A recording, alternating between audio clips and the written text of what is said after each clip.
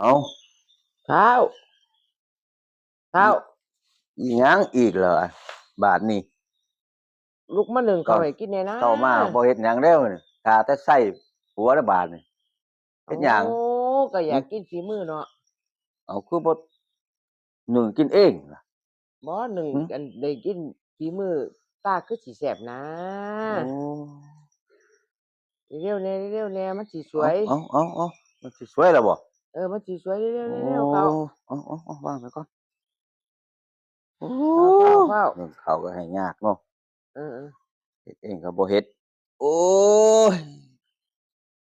อ้อยบอกแล้วว่าอย่าเฒ่าผู้นั้นไฟ ก้ม ขึ้น ล แล้ว ง เร็วๆแน่มัน นะ สิเบิดทัน นี่ดังของเขาก็เพราะว่าให้ใส่ถ่านพี่น้องมันจังแซ่บ อืม เฮ็ดเก็บโบราณน่ะมันแซ่บ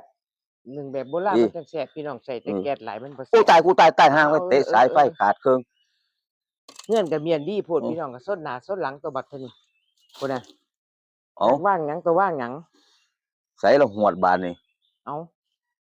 หาหวดหรือหวดหายแล้วบ่เห็น โอ้ยก็บอกเลยว่าอย่าเฒ่าอย่าเฒ่า โอ้ย หาหวดบัดนี้เอา หวด หา อยู่ ห ไส วด เอ้ย ไฟก็ดังขึ้นแล้วทานเบิดบัดนี้แหละ ถ่า พี่ น น้อง ก็เบิด คุณตาเป็นคนดังมื้อนี้ เอ คุณ อ ตาเป็นคนดังก็เป็นคนหนึ่งพร้อมพุ่นล่ะพี่น้อ อาง ไผเอาไปเสื่องไว้ใส่เอง โอ้ยเนาะนี่บอก โอ้ ว่าอ นี่ ย่าเฒ่าล่ะพี่น้องว่างหยัง เอ้า แล้วก็แล้ เห็น ว แล้ว คันโอ้ย ไปบ่เป็นที เออมองไว้ดีโพดนะ ตื่นมาก็นึ่งข้าวพี่น้องเอ้ยมีเมียก็ไผเบิ่งไว้เด้อนี่เด้อ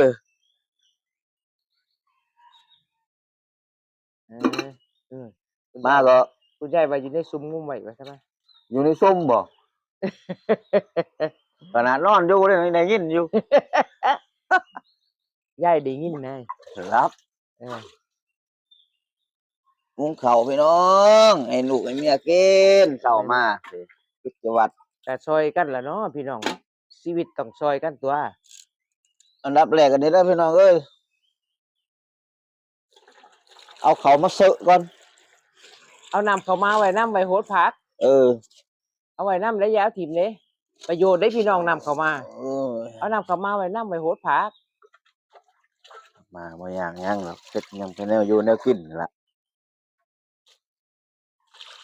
อึบอื้อข้าวแซ่บๆ